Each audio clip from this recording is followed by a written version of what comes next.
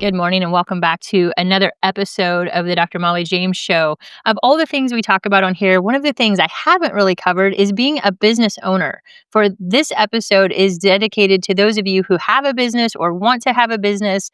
I'm honored to have our guest, Melenie Broyles. She's in the exciting industry of etiquette, business experience, kind of a marketing spin. So without further ado, Melenie Broyles, welcome to the show. Thank you so much. Good morning. Good morning. So, one of the reasons I wanted to have you on is because, as a business owner, especially in medicine, what we do is so important for our patients and our outcomes. But there's one piece of it that's missing. I think a lot of medical clinics are missing, which is the experience side of it. So, speak to that, if you will, because that's your jam. Yeah. So, it's interesting. I love what I do because every experience I have in my life. So, when I visit a doctor's office, when I visit a dental practice, when I visit a retail location, um, you ask people, why do you go back? Why do you have loyalty? Why do you stay with someone? And it's always about experience. Yes, the technical side of things matter. Yes, what you wanted to purchase matters, but you talk about things that were a great experience for you. And when I ask just general people, why do you continue to go to that bank? Or why do you continue to go to that medical practice? And they say, well, it's because I can't imagine telling them I would ever be leaving. I have a relationship with them. And particularly in medicine, that's a technical field. And so we may really be good at the science of our job, but making our guests and our patients feel like they're part of a family or that, Mhm. that we really are listening and that we really do care has been something that our business has started to really focus on.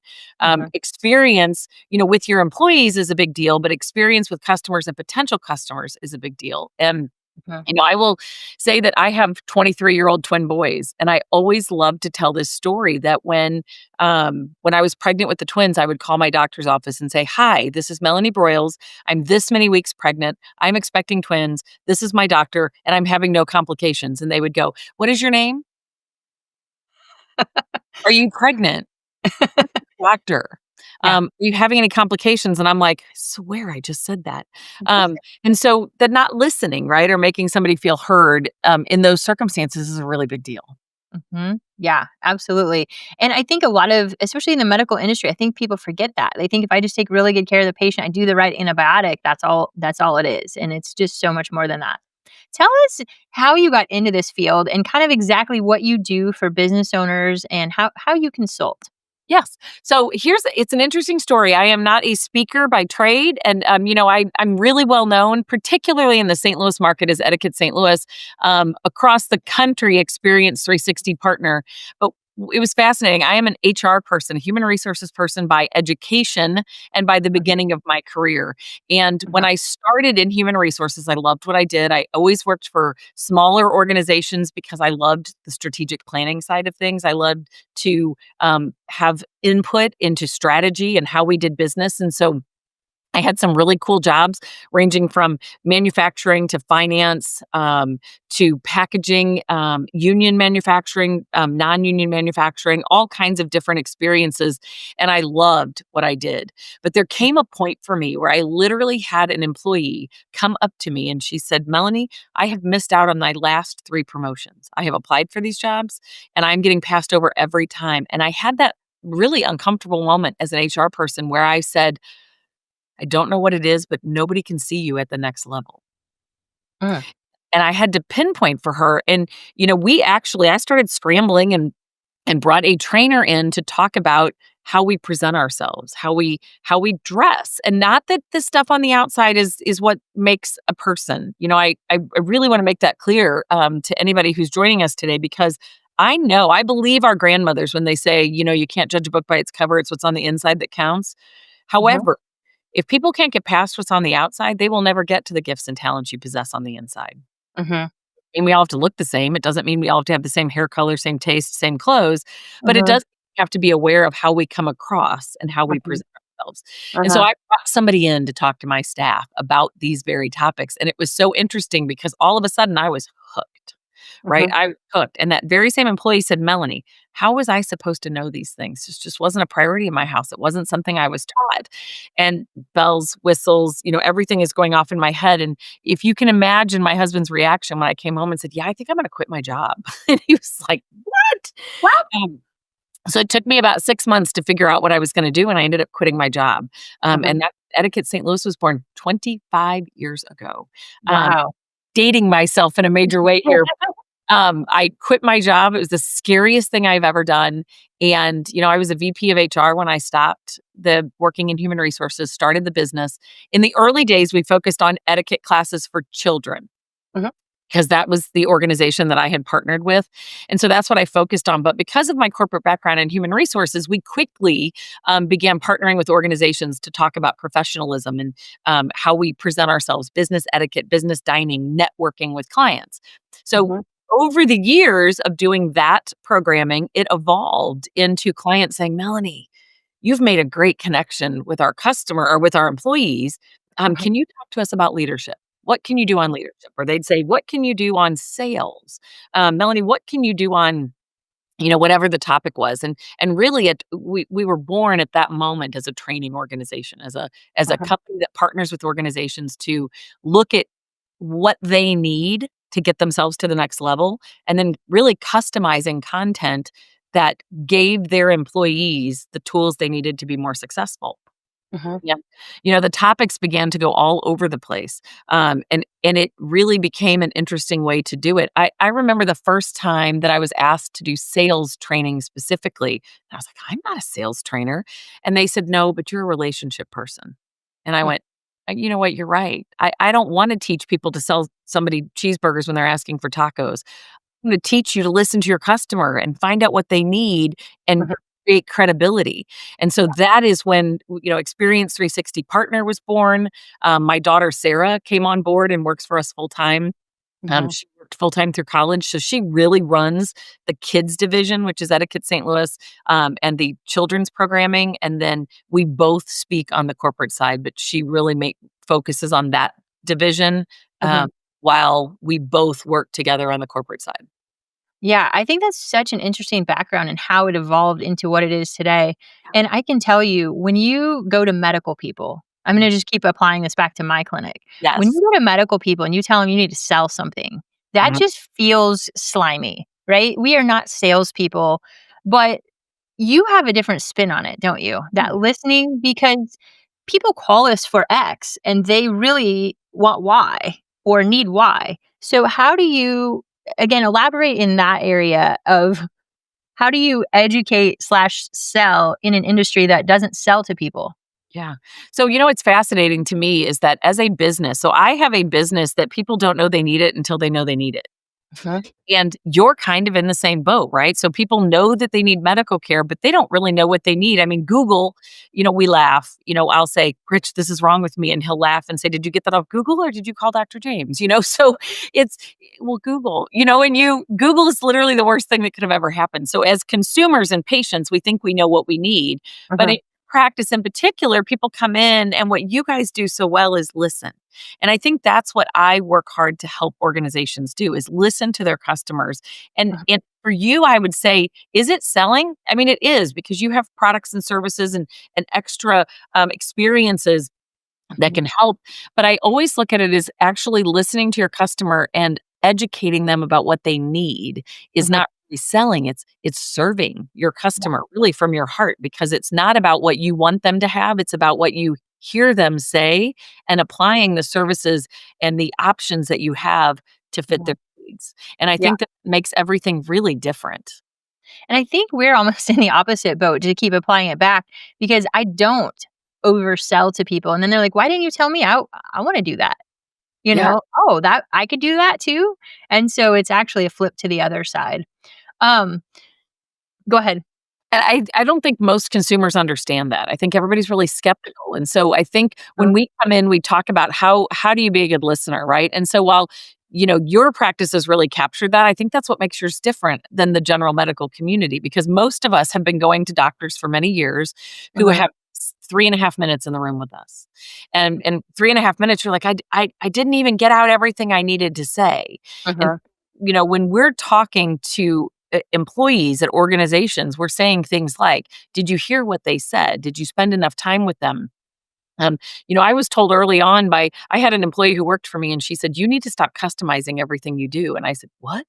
And she's like, you're making my job hard because everything we do is different. And I said, yeah, because everybody needs something different. Mhm. Um, feel Yeah. like that's what's always made me have the ability to connect is that I can't talk to your practice the same way I would talk to a Harley Davidson dealership or Mhm. a manufacturing facility because their needs are different. And so when we think of medical practices, every single patient's need is different. And so, I would always say to your team, and your team believes this, but I would say to your team things like this: you're not selling, you're building a relationship, you're listening, and you're helping patients understand what they need and what we have that fits that need. Mhm.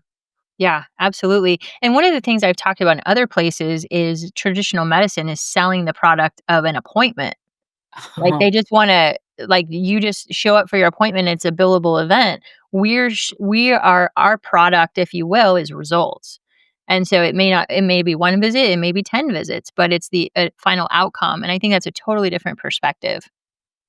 Yeah, I think so too, and I think that's where the word experience comes into play, because it's Mhm, not just one, interaction, it is an experience, and so when mhm, someone, is engaging with you guys mhm, over time, right? Nothing's gonna happen over time because it's not just, "Oh, write them this prescription and move on with their lives." That's not mhm, a practice model, and it's not really what any of us want today, right? We wanna know what's mhm, causing it, what's doing that, and mhm, that takes getting to know people and building that relationship. So it takes time and things like, how do you build trust, right? How do you connect with a consumer in the way that they trust when they call that they will get what they need? Or how do you, um I had a program yesterday where the very topic of trust came up, and it came up internally as well as externally. And so thinking about your experience, what do you want the experience to be as your employees interact with you as an organization? Or what do you want the experience to be as your customers, patients, or potential patients interact with your brand? And I think when organizations know what they want that experience to be, then they can act on it. It's not just, whoops, that happened, or oh, I accidentally got new business, or I accidentally lost business because I wasn't thinking intentional about the experience I want to create. And I think when I say things like that to a business, they're able to think really outside the box. mhm. One of the things you said I think is really important, and I think we've lost focus on this, especially in the last 5 years, which is appearance and the external image is very important, and you gave a great analogy. I don't know if you remember at the end of our discussion with our team about gifts. I Ah, just thought that was brilliant. So, can you explain where appearance and image fits into all of this? so, it's fascinating to me. When I first started this business, I actually got some pushback from communities that I was involved in. They're like, etiquette? You're teaching people to be better than anyone else. And I'm like, no, gosh darn that. I'm doing the exact opposite. I am literally teaching you that if you can connect with people because they're comfortable with you, that they will learn more about you and you'll have the opportunity to talk to them. The analogy, let me share that about the gift, because I really do think it's cool. I end a lot of programs with it.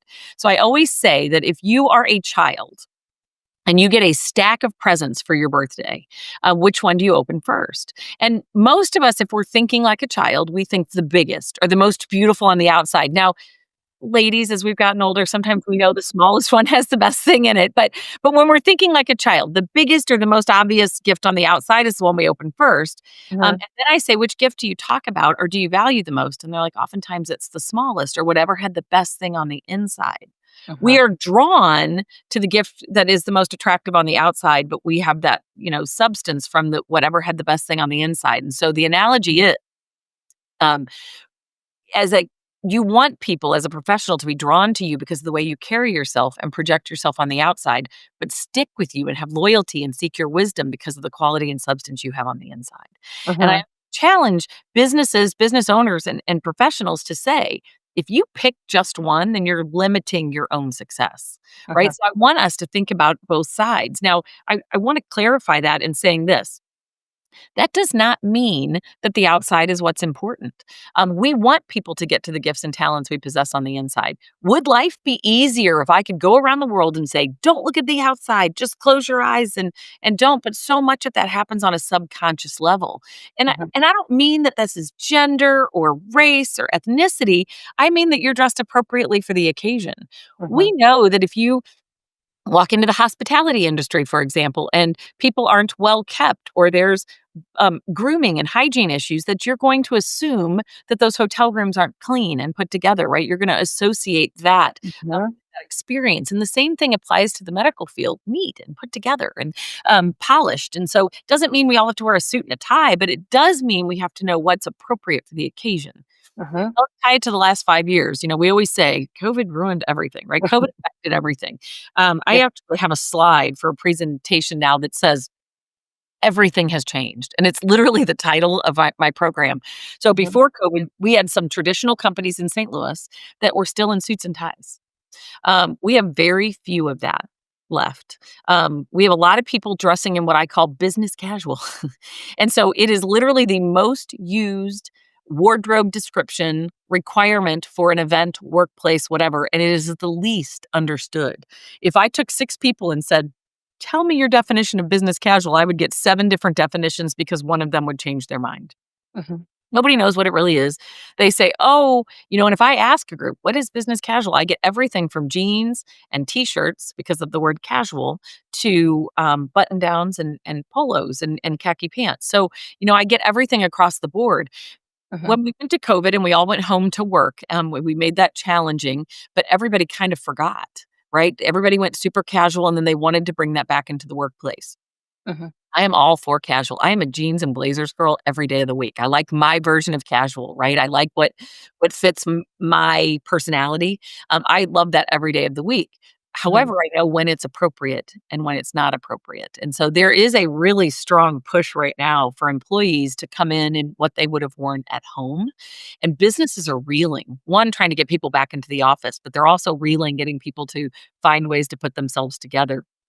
The mhm, ones that are being most successful with this right now are doing some kind of a mix, where they allow casual, but they still want you to look polished and put together like you are coming to work, not like you just rolled out of bed. Um, mhm, and one of my biggest pet peeves, I've had clients for years where some of their employees end up being connections of mine on social media. mhm, And I will see them at work in a training program, and, they look like they just rolled out of bed at work. And then mhm. social media, when they go to an event, I'm like, "Wow, I didn't even know that you could that put together." And then Mhm, I'll ask them, like, "Tell me, help me understand this." And they'll say, "Well, nobody at work cares what I look like. I'm not trying to meet people." And I'm like, "Except your customers. Like, what must they think?" And so mhm, I think people are really discounting that. And I mhm. think it's even worse for those kiddos that graduated during COVID because they don't even know, right? They Yeah, walked into this remote, rolled right from bed to their computer screen, and when their boss said, "Hey, let's turn on cameras," they had a panic attack because they right. had no idea that was coming. Mhm. Absolutely. If you had I think this actually impacts women even more than men, because men, I feel like they kinda have it easy, right? They can get a recipe going, and they don't have to worry about a lot of the details, the makeup, the hair, the lashes, the jewelry, all of that. They have it so easy. But if you had to give a female just kind of 1 or 2 bullet points of how to up their wardrobe to Mm. look more, presentable, what what advice would you give them? What are the game changers you see? So the first thing I would say is don't try to be the most casual person in the room. Like, Mhm, don't be the person that says, this policy is dumb. I know I work here, but this policy is dumb. So I'm going to see what I can get away with. So that's generally across the board. Don't be the person trying to get away with something.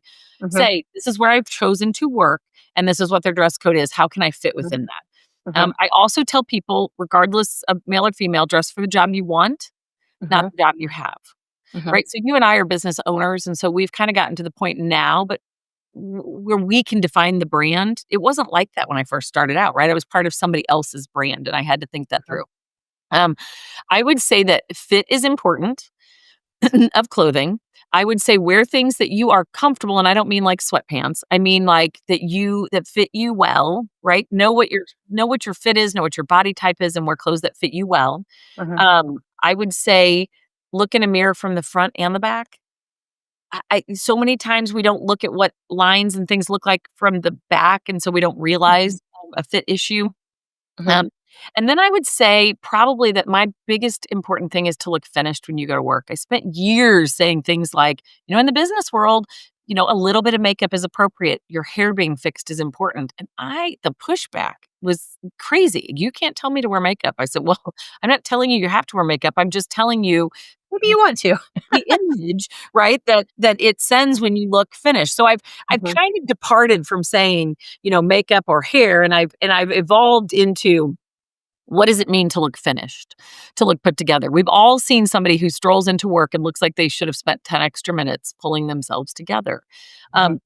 When I look put together, when my hair is fixed and I have a little bit of skincare on and a little bit of the light makeup that I wear, I Mhm. feel better about myself, and when I feel Mhm. better about myself, I do better work. And so Mhm. we really focus now on a word called finished so that you look put together. And Mhm. I love ponytails, so I always use this analogy of ponytails. Now, medical field is different, but this is gonna still apply. In the business world, I always say all ponytails are not created equal. There is the I got up too late, didn't have time to fix my hair, threw it in a thing ponytail. And then there is the I got up, took a shower, did my thing, and pulled my hair back into a ponytail. They're two Mhm. totally different things, and they send Mhm. two totally different messages. Mhm. Um, I just think showing that you care about how you present yourself tells other people they should care about you as well. I love that. That's so powerful. Two of the things that I took from our meeting that I think was helpful, first of all, is to get your colors done as a female, because what that did for me is, and I kind of knew my colors to begin with, but I realized when I'm shopping and I see something that's not available in one of my colors, I just keep scrolling. And it saves me a lot of money from not buying things that look great on the model that don't look good on me. So that I think is very powerful. So, it's interesting. Even as a male, yesterday I had my husband and son's colors done. Oh, They may kill me for telling it the world. nice. Here's what's interesting. And Molly, for me, I know this stuff. We had teen girl and boy etiquette classes that I used to take felt pieces of cloth from Michael's and tell the girls, find a color you feel great in. I didn't have the science behind it like our Mhm. friend Eileen does. Yeah. But I will tell you that there were moments as a speaker, right? I am in another city speaking to 200 people about professionalism in the workplace, and I'm wearing a cream blazer. And I know the photos didn't turn out well. Well, you know why? Because I'm a summer and I should not be wearing cream. I should be wearing white. And Mhm.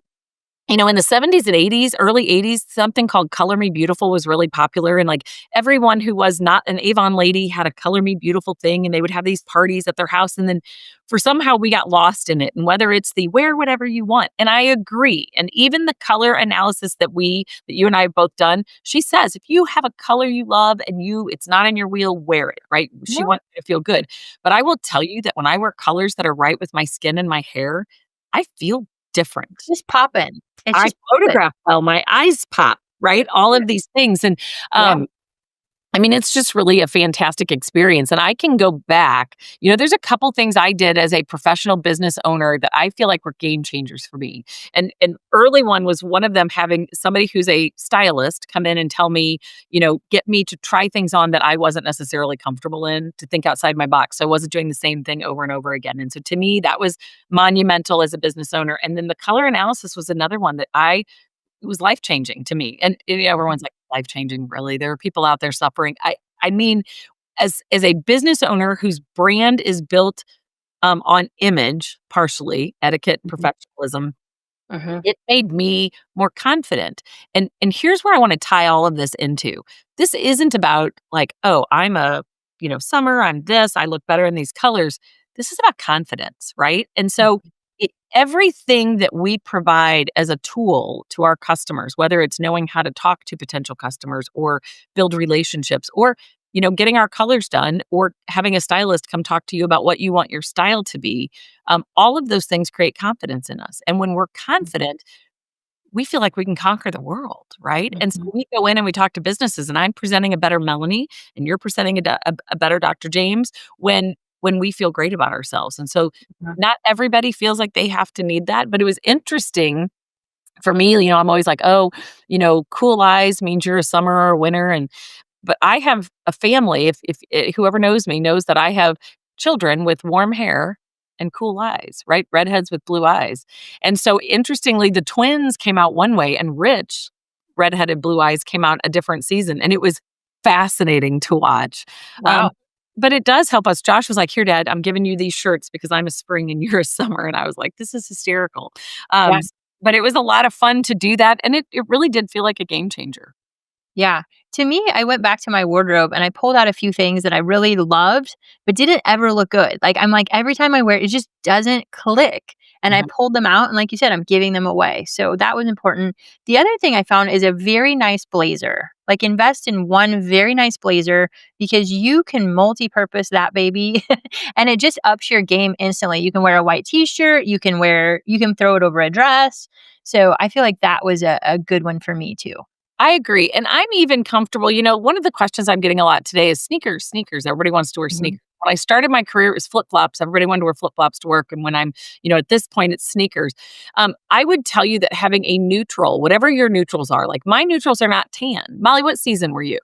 I'm winter. Well, okay, I kinda knew that. So your neutral's not tan either, right? So you and I are less beige, we're more gray, Mhm. or even a lavender, right? Our neutrals have a little bit different feel to them. So Mhm. having a neutral blazer for each season that you can throw on with whatever, right? The blazer works with pants if you're at a more formal event. The blazer works with jeans and a pair of great, fashion sneakers that are appropriate. Mhm. Um, it can be a game changer for anything. So I love the idea of having a blazer that works with anything. I love the idea if you're in a casual setting of having great jeans Mhm. with less distressing so Mhm. that you can dress them up and make them more casual. And I love the idea of having great t-shirts or blouses that go under things that fit you well, right? So you can take a t-shirt, which is just a t-shirt, right? A t-shirt is a t-shirt. But if it fits you well and the edges are nice, you can wear it under a blazer, dress the outfit up. You can wear it with your plain jeans and your sneakers with no blazer, and you can look like you're casual on the weekends. And I Yeah. think that having quality key pieces that go from season to season that don't make you a victim of trends is what helps keep your wardrobe consistent. Yeah. Yeah. And, building on that is an important thing you told my team is that you are a reflection of your brand even when you're not at work. Mm. You're an extension of that. And that meant a lot because you look at people who they have a job somewhere and they go on social media and act like retards and say terrible things. And as an employer, you worry about that with your own people, right? You choose so you minimize the risk of that happening. But explain how each employee of a business is an extension of the brand even in their off hours. So, it's interesting. So, like I say that I teach etiquette and professionalism. And so it doesn't matter if I am on or off the clock. If I see somebody at Dearborn's, if I see somebody at Schnucks or grocery store or Target or in the Valley or whatever, and they see me, and if I'm being rude, if I am not put together, whatever the case is, my brand becomes less believable. Uh-huh. I mean, and people are like, "Well, I don't have to be the same at work, on the clock, off the clock. I don't have to be the same. I can be whoever I want." Yes, you can be casual. Yes, you can go to a ball game. Yes, you can have a lower cut top. But the reality is, how you behave on and off the clock affects your brand. And so, when you run into somebody, and I used to joke, and this is the extreme side of things, so I don't want people to take this too seriously. But I would tell the kids when we were little, like, say I'd have one of the kids would wake up sick and the other one would run to, the grocery store with me in the middle of the night to pick up a prescription, and I would throw on a ball cap, and I would say, "If somebody says Melanie or Mrs. Broyles, just keep walking. They won't know it's us." Yes. Because it was the middle of the night, and I was picking up amoxicillin or something, when the kids were little. So I I I think that that's extreme, but I tell people, and where this really comes into play is our social media. Uh-huh. We act irresponsibly on social media, or we say things without thinking. And politics is an interesting one, and I know this affects your brand far different than it affects the rest of the world's brands. But like for me, I do business with people who think all kinds of things. Uh-huh. And so for me on my social media, I rarely post anything. I believe stuff. I have political views, but I rarely want to alienate half Right. the population. Yeah. And so for my business, that's really important to me because I tell business people, you should have friends, customers, potential customers, and employees Mhm. who think all different things because Uh-huh. diversity doesn't just mean diversity of gender and skin tone. Diversity also means diversity of wisdom, experience, and thought. And Mhm. when we really have that, then we broaden the base for who we can do business with. And Yes. I think it's critical for us to think that way. And so that's something about, being thoughtful with your brand, right? Everything, every interaction you have Mhm. affects your brand. Every And interaction. the approach my clinic has taken on this, because this was a challenge for us, right? Because we emerged with political beliefs. That's how we grew. That's our foundation. We are a phoenix out of the ashes of the COVID disaster. Right. But what I tell people is you can say what you want on the outside on your political stuff. That does not come into the office. Nobody, whoever they vote for, whoever they pray to, should never feel uncomfortable coming into our office, Yeah. because we're here to help patients. And I don't know if you've probably heard from people that wear, their red hats to the doctor and just get berated for their political views. That is not the place for that. Like, if a patient wants to bring it up to me, I'll have a discussion. But that's not what they're there for. That's not my place to bring it up to them. So, Yeah. we've tried to thread that needle a little bit, because, again, we draw a certain group of people because they believe in medical freedom. Correct. But, there's people out there that maybe haven't had that belief all the way, or their family members need help and they don't believe that. And they're afraid, I don't want them ever to believe or feel they would be mistreated when they come to our office. Well, I think, Molly, what it was interesting to me is, yeah, you were literally like, you guys came to fruition, right? Like, Mhm. I remember finding you. I remember when it was when I was, nervous about things, and my business had literally been lit on fire because I couldn't go into schools and I couldn't go into businesses, and I remember finding you, and so I do. Your business is unique in that, but the Mhm. reality is there are. And I personally think that there are going to be people that find you because of medical need who Mhm. would never have thought that this would apply to them, right? That they would have Oh, thought, "This is not." 1,000%. So I think that's interesting, and I think your philosophy of making sure that people, it doesn't matter who they are, feels comfortable in your office is huge. Mhm. Um, every other business should think that way. Mhm. Right? So it's okay to believe, and it's okay to think, and all of those things are okay. Mhm. However, what you want people to understand is that you're a retail giant. You should do business with people who think all different things, whatever that is. And so Yeah. we want people to know that, and we want you to understand that your customer base can be completely different. Yep, exactly. One of the other things we talked about, so Melanie came and has done some training with my clinic, because we're in a rapid growth phase. And, the people who started with us and have grown up with us just got absorbed into our culture. But then we hire 10 new people in a month. They don't know what the culture is. And so getting them up to speed was a need that we had. So if you're out there and you have a business that's in the same boat, or when it wants to be in the same boat, she has been so helpful. But one of the things you talk to us is hiring generationally Mhm. and dealing with generational. For us, it's patients. I don't like the word customers or clients. Yeah. Patients. So talk to me, because millennials get the rap right now. We love and hate our millennials, right? Because on one hand, they're our tech helpers. On the other hand, there are some principles built in that we're struggling with. So kind of talk to us about that across the spectrum. So I love one of my favorite trainings to do is generational training, right? So when we talk about the fact that, like, the generations that we currently have in the workforce, and it's not just the workforce, right? It is your patient base or a Mhm. customer base. So you don't just, I had an employee come to me one time, and this is a silly example that is 15 years old, so bear with me. She went Mhm. on spring break, got her tongue pierced. Great. She's like, I'm like, "Hey, you really can't have that at work." And, she couldn't even speak right. She's like, "What? Why can't," it was keeping her from speaking clearly. "My generation thinks this is cool." And I said, "Right, but how many of the customers that you waited on today are of that generation?" She was like, "Oh, I didn't think of that." The fact is that we have to connect with all these different generations and understanding them. Baby boomers were born at a time where a handshake mattered. They were loyal to their employer. They stayed whether they advanced or not. I'm Mhm. not saying right or wrong. I'm just giving you some generational things. And the other thing is, people are like, "Melanie, when you talk about generations, you're stereotyping." I am. There are exceptions, right? There are, millennials born to baby boomers that behave like Gen X, just like that. I feel like that's my, clarifying statement across the board. But the reality is that the baby boomers really cared about a handshake, and they cared that you came to them for Mhm. solutions. They want to be part of it. They want to be able to give you their opinion and their answer. And they always expected you to be prepared. because they were prepared. Okay. And then Gen X came along and we lit the whole thing on fire, although I think we're quite good, right? Gen X. We're the best. Yeah. And Gen X always thinks they're the best, y'all. So just know that.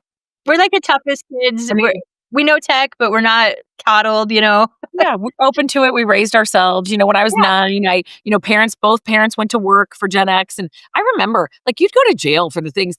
And it was not bad, but like I remember being 9 and my mom saying the key is under the mat if you get home from school before I'm home. And I remember going in and like doing my homework and watching my shows and putting dinner on, like Yeah. at 7, like we were young. And Mhm. so we're an extremely independent generation. So we think wildly popular. We think really great things about ourselves. Mhm. So then Gen X came on and we invented multitasking and we're sorry for that. We created it. We're bad at it. You're bad at it. Everybody's bad at it. And so that's who we were, but we created job hopping. We created moving around the country and not necessarily staying in the field, where our parents were and things like that. And then, we were actually, if you think this is like, so younger listeners are going to be like, what? When MTV came out, the baby boomers were like, the Gen X, they're going to be the death of our nation because they're like MTV heads. So whoever's the bottom of the food chain generally gets the grief, right? And so for a long time, millennials. It's interesting because Gen X, we cared about our neighborhood. We didn't care about the world. Millennials cared about the world, not their neighborhood. And millennials, there's really 2 generations, micro generations inside millennials, right? Upper millennials and lower millennials. They behave totally different. Mhm. They value, the world and they value the environment and they value things that are a little bit differently than the previous generations. And they do sort of feel like they got a raw deal, when they got out of school, particularly upper millennials feel like when they graduated, there were no jobs. Um, Borrowing money was difficult, right? There were lots of things that were challenging for them. And so they don't, when I got out of college, it was like, which job am I going to take, right? As a Gen X. And so those things were available to me. And then you get to this Gen Z, who, by the way, was supposed to save the corporate world. The behaviors that the analysts, I don't know who these analysts are, I don't know them by name, but the predictors of generational behavior, Mhm. they said that Gen Z valued a return to business stress. They said that Gen Z was going to bring back loyalty to the workplace. And then COVID happened to Gen Z, right? So things that happen as we're growing up, they create our worldview, right? So Mhm. yes, it's putting people into stereotype, but Gen Z faced finishing high school, right? These are all 4 of my kids, finishing high school and college during COVID. Gen Z faced now sometimes a lack of jobs. Gen Z worked from their bedrooms, and it's interesting to watch how that impacts them. And one of my really prime examples of this was I love to speak, and speaking in person, that's my thing, right? I love it. And COVID was hard on me. And I learned to do this, right? I learned to do this. And I have clients that love that I can do this and it's great. But the very first stage that I could get back on was May of 21, was Mm. the first stage crowd that I was able to get back on. And I could not believe how excited I was. And my daughter came with me. And all these people like Melanie, and we're hugging if people were comfortable, whatever. I was, and Mhm. so people are like, "Oh my gosh, it's so good to see you." And my daughter at the time, who graduated college in April of 2020, Mm. said to me, "Mom, will my generation ever have the networking contacts that your generation had?" It's a great question. She said, "We're never going to do this. We started working at home behind computers. We're never going to get out and do this." And she said, "What's going to happen to us?" And so it became a real passion of hers, right? Getting young people she's on a board for a networking organization and she tries to invite as many young people in as she can to teach them that networking's not always about growing your business. It's about who you know and who you can refer people to, right?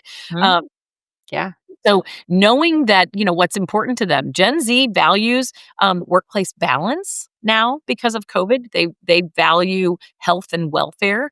Mhm. They don't want to work 25 hours a day. They want flexibility. And so their Mhm. wants and needs changed. And so the point of bringing that up is to understand your employees, one, how they're going to have different things that motivate them, because that is something hard for business owners, is how to motivate my staff when money can't be the only answer, right? And so that's an internal thing. But then knowing what's important to your patients, right? So you baby boomer patients, and they want you to run on time, and they want you to talk to them face to face. And your Gen Z patients want to be able to use technology to connect with you. And Mhm. so it makes it hard. And so we have to train your staff to know the differences in the generations so that they can say, do we have the products and services that answer each generation's desires? Yeah. And are we building relationships with them that they'll remember and that matter to them? And so training a team on these generational differences helps them say, okay, Mrs. Jones is coming in. I know this is going to be important to her and I can do that. And, Jake Broyles is going to call me on the phone and we're going to have a virtual conversation and I'm going to get him taken care of. So Mhm. being good at everything is hard. Yeah. But understanding people makes your job a lot easier. Yeah. Our time is coming to a close. So I want to wrap on a couple of different notes. First of all, if anyone is as impressed by hearing you as I was, please tell them where they can follow you, where they can find you, and where they can get more information about what you're doing and learn more from you. Okay, so our children's programming, which has a ton of programs, particularly in the St. Louis market coming up starting this fall, is Mhm. etiquettestlouis.com. Mhm. And our Instagram and our Facebook and ththose things are etiquette STL, so you can find information on those, but you Mhm. can visit our website. Our corporate programming is experience360partner.com. And our kids programs are about giving your kids confidence and comfort so they can be the great kids that you want them to be and they feel comfortable. Our corporate programs are giving people tools and confidence so that they can be the most successful that they can be, and that businesses can open their minds, truly open their minds to opportunities to raise the bar and to connect in a way that maybe they've not done previously. So, experience360partner.com, etiquettestlouis.com. We would love to help. Yeah, cool. And do you consult with small businesses, large corporations, individuals? Tell us how that works. Yes. So I have a lot of one-on-one coaching clients. We've helped clients when they've gone to apply for a job and to change careers. We work with a lot of small businesses and small teams, but we have also been the keynote speaker at a conference where everybody's bringing in everybody from across the country. We've Mhm. had organizations that bring Sarah and I in. We leave in July to go on a trip where we have a nationwide accounting firm, a financial services firm that has every new hire. 200 new hires 3 times a year come through our program on professionalism and Yeah. culture and what to expect. And so we can meet with a business owner and say, well, what is it that you're desiring? Mhm. What is the culture you want? And what are the things we need to add and raise the bar on? But we can also come in as a speaker for a large organization. We've created onboarding programs for companies to make sure that their culture is consistent with what senior management wants, Mhm. especially if you're large, right? So creating that onboarding program so that your new hires can step into your culture in an effective way. Yeah. Perfect. So many things you offer. For those of us who have a talent and skill, it's probably not running a business. Yeah. It's probably not experience. It's probably not HR. And for me, it's definitely not training. So this has been really invaluable to our clinic as we're growing and hitting those next levels. If there's somebody out there that's wanting to open a business or struggling with their own business, what one or two pieces of advice would you give them to get started or to make sure they're hitting the right things so they can be successful?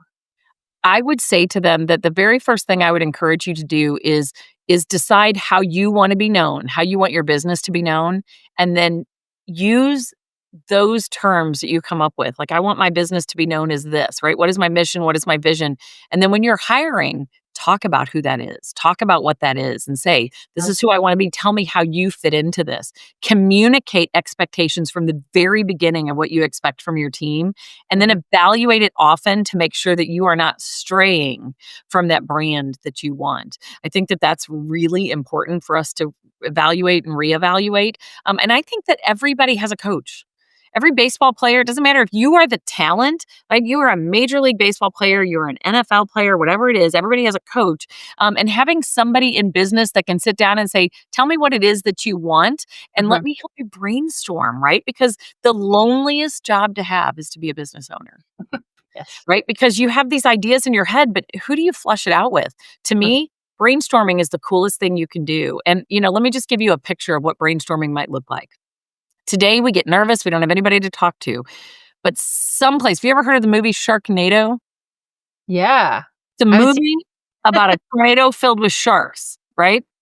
Does your business have a culture that is open minded enough that your employees can come up with an idea as crazy as a movie about a tornado filled with sharks And then you guys can whittle it down to what works for you, because the people that made that movie, there are 7. They are retired. We are all working. If your team that comfortable, if you created that culture, and that's something we can certainly help you do. Yeah, wonderful. Well, I just wanted to close with my words were rebel, an expert, and industry leader. So, if you didn't get that from what we're doing, that's what I told Melanie, and she helped us seal the deal on that. So, I appreciate you so much for joining us today. I'm sure our audience got as much value out of today as our team is getting from ongoing interactions. So, thank you, Melanie, for being with us today. You're so welcome. It was good to see you this morning. Thank you. Yep. And thank you for listening. Tune in next time for another episode of the Dr. Mollie James Show.